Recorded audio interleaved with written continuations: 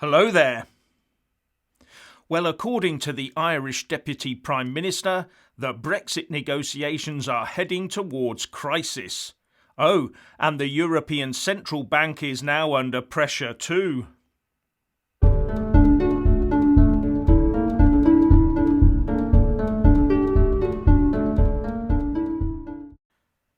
Firstly, please give this video a like to give my channel a boost, and I'm always uploading new videos, so please do check back daily. The Foreign Affairs Minister and Deputy Prime Minister of the Republic of Ireland, Simon Coveney, has expressed his concern that the EU-UK trade negotiations are stumbling towards a crisis. And talking to RTE Radio, he said, "The truth is that progress has not been good. The necessary progress really isn't there. Unless there is significant progress in those negotiating rounds, then I think we are going to reach yet another crisis point in the Brexit negotiations, which from the Irish point of view is very, very serious." But it seems that the EU is still intent on ploughing on with its strategy of trying to tie the UK down on giving up its fishing grounds, putting a border between Northern Ireland and the rest of the UK, and forcing us to trade on an EU-dominated and dictated so-called level playing field. And Coveney said that the UK seems to want to simply pick the areas where they want a deal early and solely focus on those. The EU has made it very clear that that is not an approach that they can work with. No, the EU wants this parallel track of trying to keep control of the talks. Now, as of today, there are only 56 days to go until the 30th of June, which is the last day under the Withdrawal Agreement Treaty on which the Brexit implementation period can be extended. And in between now and then, there are 2 more rounds of negotiations and a high-level meeting to assess whether or not sufficient progress has been made. And the idea is that, if insufficient progress has been made, then the 2 sides, through the joint committee governing the talks, can agree to extend those negotiations. But the UK has of course made that impossible because of the statute law it's put in place to prevent any such agreement from our side. Now, it doesn't need me to tell you that Brussels and our own pro-EU campaigners will be absolutely desperate for an extension to the talks.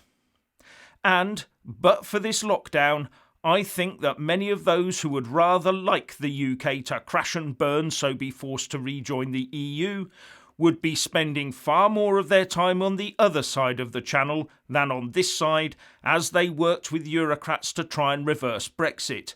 Think Clark, Adonis and Letwin, for example. They must be right miffed that they're locked into the UK at present. And there's no tame MEPs to act as go-between either, remember. Now, one of the advantages the UK has, or maybe had, in these Brexit talks is that it has now opened a second front of trade negotiations with the US. And this puts pressure on the EU to not get left behind, because if the UK gets a great deal with the US president who needs good news before the presidential elections in November, then there is even less reason for the UK to need to sign up to any form of level playing field and the like. The problem here, though, is the UK government's so far insistence on giving the Chinese state-owned tech giant Huawei a foothold in our new 5G comms network. And that's something that has the US administration in a bit of a lather about, due to the very significant security concerns it has over the Chinese government. On this, the Telegraph reports that the US is conducting a full review of its security operations in the UK, saying, "The White House has launched a major review looking at whether spy planes, intelligence officials and other US assets need to be pulled out of Britain after Downing Street agreed Huawei can help build its 5G network." Half a dozen sources, including current US and UK officials, have told the Telegraph that the review, not yet announced in public, is underway, carrying potential ramifications for the special relationship. And that would of course be very damaging for the UK. But not just concerning the UK-US special relationship, but also its position in the top-level Five Eyes intelligence network, together with the US, Canada, Australia and New Zealand. And The Independent says that every military and intelligence asset in Britain is being looked at for possible exposure to vulnerabilities as part of the review which is being overseen by the US's National Security Council. The review is looking at more than 10,000 US military personnel, half a dozen barracks, dozens of military vehicles, intelligence operations, and whether classified missions should be removed from Britain. And this would include assessing whether highly sophisticated US reconnaissance aircraft can safely be based in the UK, down to whether its personnel can use their phones securely within a network littered with Huawei hardware. And you also need to wonder about the military side of the US global positioning system too. Now, according to the Telegraph, this review by the US isn't about punishing the UK for its decision, it's just about the US protecting itself from what I would call UK government stupidity. Now, the UK government says that Huawei would be limited to only being able to provide up to 35% of non-core, that is non-sensitive, parts of the 5G network.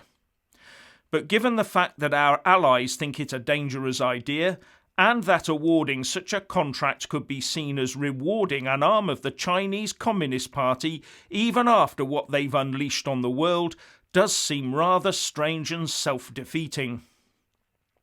What is it going to take to shake the UK government out of its weird stupor where Huawei and China is concerned? Or is it some sort of none too subtle attempt to try and get the US to give us a cheap alternative to Huawei gear? But whatever it is, we don't need the UK-US trade talks being overshadowed by this security review. And moving on, here's a good one for you and something I've talked about before. The German Constitutional Court in Karlsruhe has made a complex ruling that the European Central Bank must prove that its quantitative easing programme, that ends up buying all that Italian debt to keep the country afloat, is proportionate to the risks. Otherwise, there is a risk that the German Central Bank, the Bundesbank, might pull out of future bond purchases, and that would put a bit of a spanner in the works. And Reuters reports, the Bundesbank must stop buying government bonds under the European Central Bank's long-running stimulus scheme within 3 months, unless the ECB can prove the purchases are needed, Germany's top court ruled on Tuesday. With the important bit coming next. The verdict deals a blow to the €2 trillion Public Sector Purchase Programme, or PSPP, credited with keeping the Eurozone economy afloat over the past 5 years. Oops! And further it says that this raises questions about the future of the EU. Now, this ruling is about bond purchases prior to this current crisis under a system called the Public Sector Purchase Programme, or PSPP, and concerns €2.1 trillion worth of bonds bought since 2015. And as a consequence of this morning's ruling, the euro dipped to about $1.09, and Eurozone debt ratings also fell. Now, according to some market analysts, this could go on to affect the current ECB bond purchases to deal with the invisible enemy. Especially as I hear that part of the German bank's ruling was that the ECB must sell €533.9 billion worth of bonds it bought under the PSPP. And that would be an unwinding of QE, as it would remove money from the economy and replace it with illiquid paper. And as I understand it, that is exactly the opposite of what they're actually trying to achieve at the moment. Although other analysts say it would be easy for the ECB to put a case together to keep the QE programmes going forward. So as far as they're concerned, the ECB will keep buying debt. And I suppose a quick one-liner like, if your German central bank doesn't stay joined at the hip with the ECB, then the whole house of cards comes crashing down. Might be a good angle for them to go with. Does that mean, though, that Germany has become the real lender of last resort in the Eurozone? Can you imagine what doo-doo the UK would be standing in right now if we'd signed up to that about-to-happen train wreck? I say long live UK independence and long live the pound. And the Italians may well soon be saying the same sort of thing about Italy and the return of the lira, with the Express reporting that a recent survey found 67% of Italians believed being part of the Union was now a disadvantage for their country, up from 47% in November 2018. And Nationalist Party Brothers of Italy said the EU, and particularly France and Germany, should now consider its future without Italy as a member. And an MEP for Brothers of Italy, Pietro Fiocchi, said, "This is not the Europe we want." Well, as the UK found out when David Cameron tried to convince Brussels to reform itself in the run-up to the 2016 referendum, it may not be the Europe you want, but it's definitely the Europe you've got. And finally, what about this story concerning the police knocking on Nigel Farage's door and quizzing him about a so-called non-essential journey? Now, Farage is a broadcast journalist, so by the definitions used during this health crisis, he's a key worker. So why shouldn't he go and report on scene about something that bothers him, and probably a whole raft of the UK public too? In a tweet, Farage said that it was lockdown lunacy for two police officers to visit his home to advise him on essential travel. What a total waste of time and money, he said. Not only that, but having the police knocking on the door of the leader of the Brexit party, and therefore an opposition politician, is not a good look for the UK, is it? Anyway, if you want to hear more from me, please don't forget to subscribe and also press that little bell, or you won't get any notifications. And if you want to see more of me, buy a mug with my mug on it. So what do you think about the state of the Brexit negotiations and the fate of the Eurozone? Please share and comment, and thank you for watching.